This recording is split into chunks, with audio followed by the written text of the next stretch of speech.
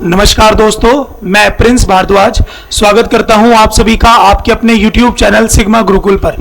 जैसा कि अभी आपने थोड़े दिन पहले मैंने ऑफलाइन क्लासेस में भी ये बात बताई थी कि बहुत जल्दी बैंकिंग के फॉर्म्स बच्चों निकलने वाले हैं, चाहे वो SBI के फॉर्म्स हो चाहे वो IBPS के फॉर्म्स हो।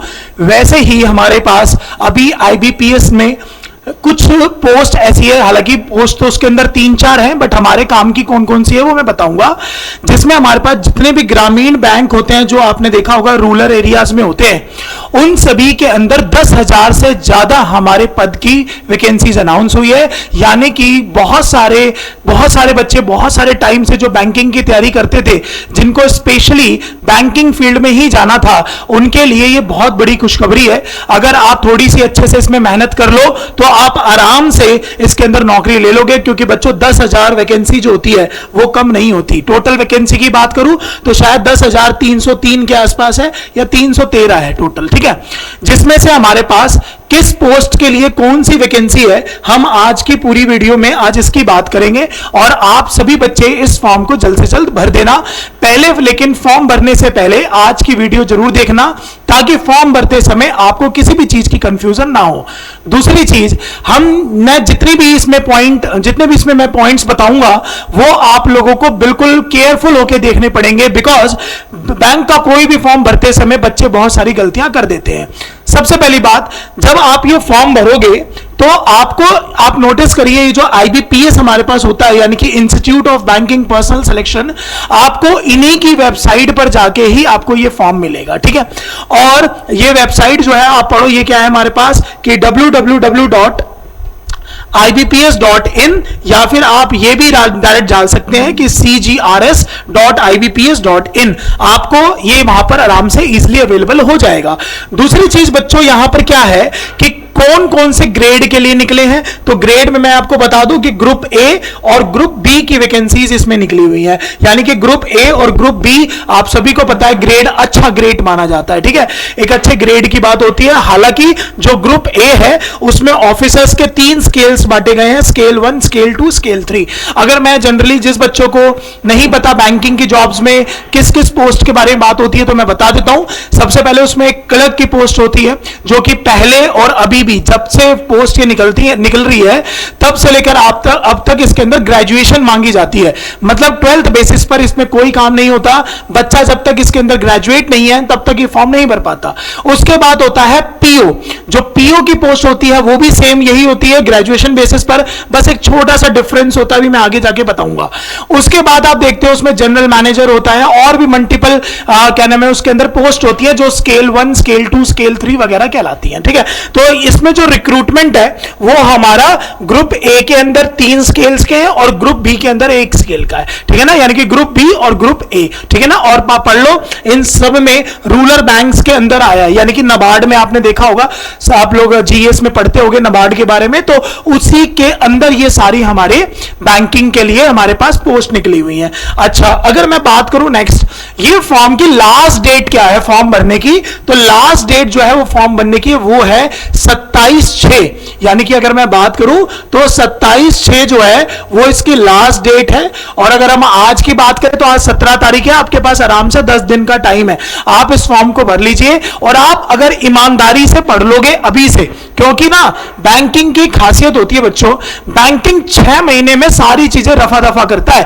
प्री भी ले लेता है, मेंस भी ले लेता है, जिनका इंटरव्यू होना है उनका भी इंटरव्यू हो जाता है, और प्लस उनको कॉल लेटर भी दे देता है। हमारा SSC और अलग DSSB या KVS, इनकी बोर्ड की तरह ये वर्क नहीं करता। IBPS और SBI का एक अपना स्टैंडर्ड है, एक अपना बार है, जिसको वो हमेशा से मेंटेन करते हुए आए हैं, ठीक है ना। तो अगर आप ईमानदारी से पढ़ लो तो आप नोटिस करो, आपका जो ऑनलाइन एग्जामिनेशन है, यानी कि प्रीलिम्स, अभी बताऊंगा प्रीलिम्स कैसे होगा, मेंस कैसे होगा, और अगर इंटरव्यू होगा तो वो कैसे होगा, तो आप पढ़ो, वो हमारा अगस्त 2024 में, यानी कि अभी आप देखिए जून चल रहा है, जून के बाद जुलाई, जुलाई के बाद अगस्त, यानी कि आपके पास आराम से 2-2.5 महीने हैं। अगर आप ढंग से पढ़ लो, दिन और रात दोनों में मिक्स कर दो तो आपके पास 4 महीने हैं। सिर्फ दिन दिन के काउंट करोगे तो आपके पास 2 महीने हैं, और सिर्फ दिन में भी आप कुछ घंटे काउंट करोगे तो आपके पास 1 ही महीना है, ठीक है ना। तो इसीलिए उस टाइम को यूटिलाइज करो, आपको अगस्त में ही इसका प्री देने को मिल जाएगा, और अगस्त में ही आपको इसका एडमिट कार्ड भी इशू हो जाएगा, ठीक है ना।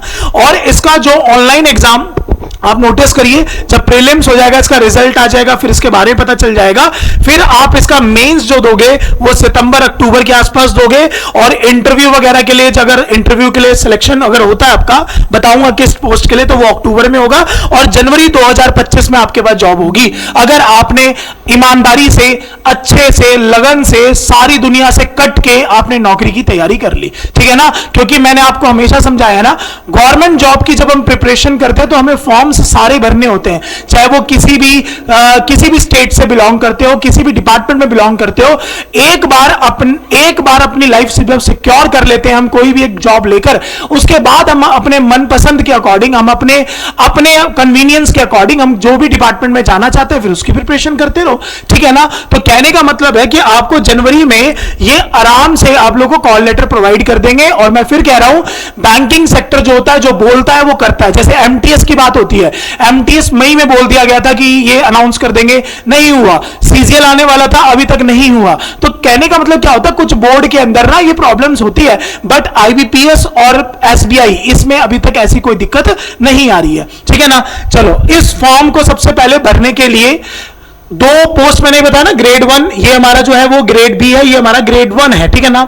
इसको फॉर्म भरने के लिए हमारे पास क्या है कि आप नोटिस करिए, आपके पास जो टोटल फीस है वो 850। देखो, जनरली क्या होता है, जो बैंकिंग फॉर्म्स होता है ना, ये सेमी गवर्नमेंट्स होते हैं, मतलब इसके अंदर प्राइवेट भी चीजें इंक्लूड होती हैं और गवर्नमेंट भी इंक्लूड होता है, इसीलिए इनका टाई अप होता है, और इसीलिए इनकी जो फॉर्म भरने की फीस होती है वो थोड़ी बच्चों से सबसे ज्यादा, मतलब बाकियों से कंपैरिजन करें तो ज्यादा होती है, ठीक है ना। तो 850 रुपए आपको इसके अंदर पे करने पड़ेंगे, इंक्लूडिंग जीएसटी। जीएसटी भी भाई लेते हैं, इसमें क्या करें, ठीक है ना। तो ये थोड़ा ध्यान रखना, दोनों के लिए ये, ठीक है ना, जिसमें से 175 इसका जीएसटी है। देख लो बच्चों जीएसटी कितना लग रहा है, ठीक है।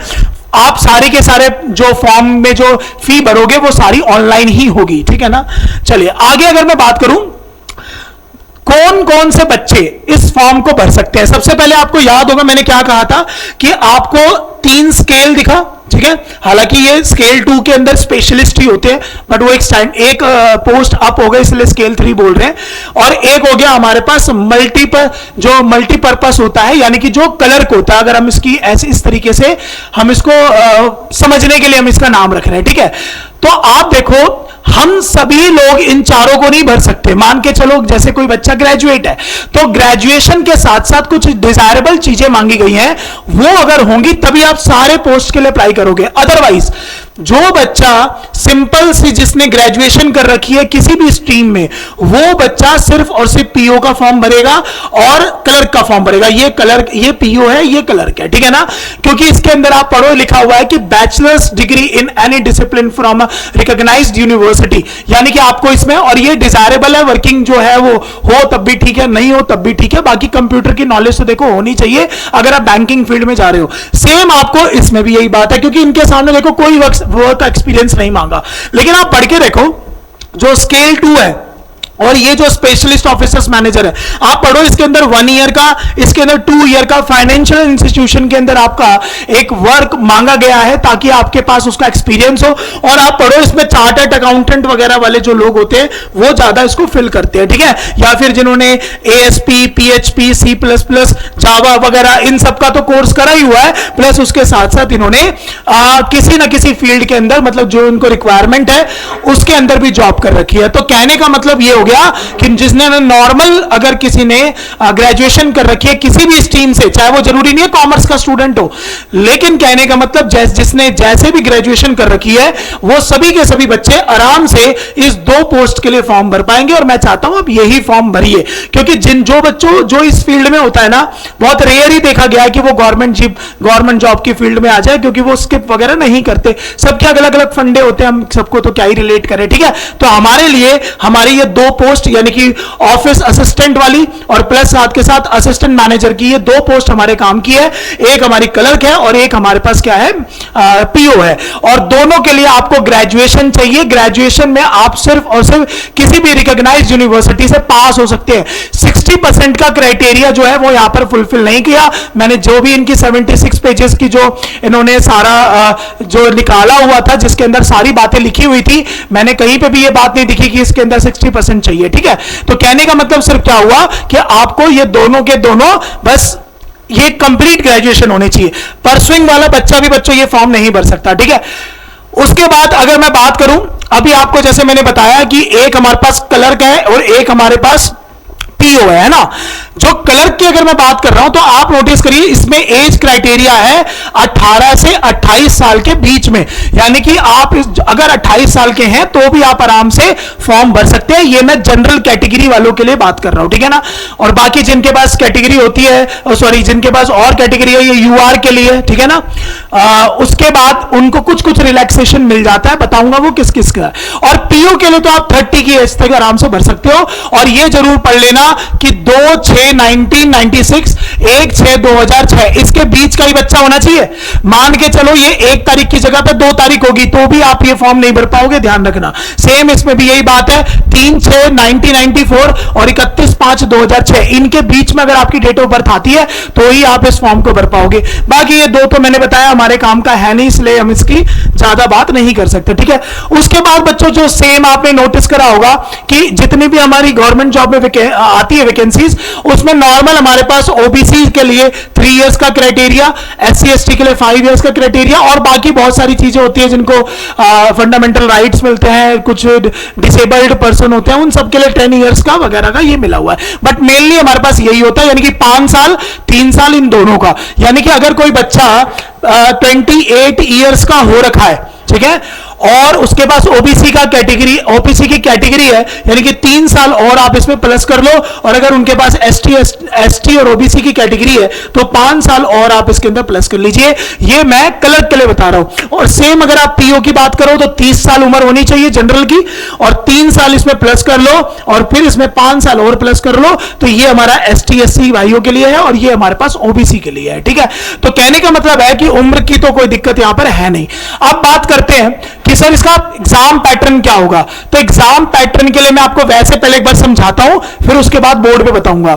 जितने बच्चे क्लर्क के लिए फॉर्म भरेंगे, ठीक है, मल्टीपर्पस वाला जो मैंने भी आपको बताया था, उन सभी का प्री और मेंस होगा। और मेंस के दम पे, यानी कि जो प्री है वो क्वालिफाइंग है, अभी बताऊंगा, सिर्फ और सिर्फ मेंस के ही दम पे उनकी नौकरी लग जाएगी, क्योंकि उनका कोई इंटरव्यू नहीं होगा। लेकिन अगर वो स्केल 1 के लिए यानी कि पीओ के लिए एलिजिबल होंगे तो उनका प्री मेंस के साथ साथ इंटरव्यू भी होगा। इंटरव्यू 20% का होगा और जो मेंस होगा वो 80% का होगा। उन दोनों को मिला के 100% होगा, तब आपकी मेरिट लगेगी। और प्री जो है वो पीओ के लिए भी और क्लर्क के लिए भी, दोनों के लिए वो क्वालिफाइंग नेचर का है, यानी कि सिर्फ और सिर्फ उसको क्वालिफाई कर लो। बट ये ध्यान रखना, क्वालिफाई करने के लिए भी नंबर इसमें अच्छे आने चाहिए। तो अगर मैं बात करूं जैसे पीओ के लिए, देखो क्या लिखा हुआ है कि रीजनिंग और न्यूमेरिकल एबिलिटी, यानी कि 2 ही सब्जेक्ट आएंगे। न्यूमेरिकल एबिलिटी का मतलब हो गया मैथमेटिक्स। अब जो हम मैथमेटिक्स एसएससी में पढ़ते हैं वैसा मैथमेटिक्स नहीं आता, ये थोड़ा कैलकुलेटिव मैथमेटिक्स आता है। यूं नहीं कि आप इसमें एडवांस मैथ्स पढ़ लो, बिल्कुल ऐसा कुछ नहीं आएगा। इसमें कैलकुलेशन बच्चों ज्यादा आती है। इसमें आप ना वो पॉइंट वाले क्वेश्चंस आप ज्यादा देखोगे, ताकि बच्चे का ना टाइम जो है वो ज्यादा लिया जाता है। और सेम रीजनिंग आती है, और रीजनिंग भी वैसी नहीं आती जो एसएससी के एग्जाम में आती है, ये भी आप ध्यान रखेंगे। और ये दोनों के दोनों सिर्फ 2 ही, इंग्लिश कुछ नहीं है इसके अंदर प्री में, क्योंकि क्वालिफाइंग है ना। आपके पास 80 क्वेश्चन होंगे, यानी कि 40-40, एक क्वेश्चन 1 नंबर का होगा, यानी कि 80 मार्क्स, और 80 मार्क्स के लिए 80 क्वेश्चन के लिए आपको मिलेंगे 45 मिनट। और ये सेम आपको पीओ के लिए भी करना है, यानी कि पीओ में भी यही बात है रीजनिंग में। और आप पढ़ो, यहां पर क्वांटिटेटिव एप्टीट्यूड आ गया। अब इसमें क्या होता है बच्चों, इसका थोड़ा सा लेवल और हाई हो गया, मतलब दोनों में है सेम चीजें, लेकिन जो क्लर्क में मैथमेटिक्स है और जो क्या नाम है हमारे पास इसमें मैथमेटिक्स है पीओ के अंदर, ये थोड़ी सी मैथमेटिक्स में इनमें थोड़ा सा प्रेफरेंस जरूर मिलेगा। इसलिए आप अपनी कैलकुलेशन पे ध्यान लगाया करो। मैं फिर से कहता हूं कि जब भी जॉब लोगे ना, तो जॉब जब भी लेने के चक्कर में, जब भी हम इस फील्ड के अंदर आते हैं, हमारी मैथमेटिक्स में जितने भी हमारी कैलकुलेशन होती है उसकी वजह से हमें बड़ी प्रॉब्लम होती है। इसलिए कैलकुलेशन पे काम करो भाई, ठीक है। सेम इसका भी 80 क्वेश्चन 80 मार्क्स के और 45 मिनट को आपको मिलेंगे आपको ये पूरा पेपर देने के लिए। बट ये है प्री, जो कि पूरा क्वालिफाइंग। ध्यान रखना बच्चों, ये 80 है ना, आप इसमें यूं भी समझ लो कि जनरल की कट ऑफ 75 भी जा सकती है। ये ऐसा पेपर होता है, बच्चे तो पेपर निकाल ही देते हैं। अगर आपके नंबर नहीं बन रहे होंगे तो समझ जाना कि कुछ दिक्कत हो रही है भाई। तो इसके अंदर जो आपकी कट ऑफ जाएगी वो हाई जाती है, ये भी ध्यान रखना, ठीक है ना। हालांकि क्वालिफाइंग है, बट क्वालिफाइंग है तभी भी तो क्लियर करना है। अब बात करते हैं मेंस की। तो जब आपका मेंस यानी कि पेपर टीयर 2 की मैं अगर बात करूं, ठीक है, तो टीयर 2 में दोनों के लिए फिर से अलग अलग बात होगी। बस यहां पर एक छोटा सा एक बहुत अच्छा चीज करते हैं, बहुत अच्छी चीज करते हैं आईबीपीएस वाले, क्योंकि ये जो वैकेंसीज है ना वो रूरल एरियाज के लिए। अब आपको पता है वहां के जो बच्चे होते हैं वो जनरली इंग्लिश में उतने अच्छे नहीं होते हैं, उनकी हिंदी बहुत अच्छी होती है, इसलिए वो हिंदी और इंग्लिश में से चॉइस दे देते हैं। आप पढ़े, यहां पर इंग्लिश और हिंदी ए और बी है, आप चाहो तो इंग्लिश कर लो, आप चाहो तो हिंदी कर लो। हालांकि इसमें जो इंग्लिश आती है वो बहुत इजी आती है, ये भी ध्यान रखना। लेकिन कोई बात नहीं, जिन बच्चों ने नहीं पढ़ी इंग्लिश वो हिंदी भी पढ़ के अपना काम चला सकते हैं।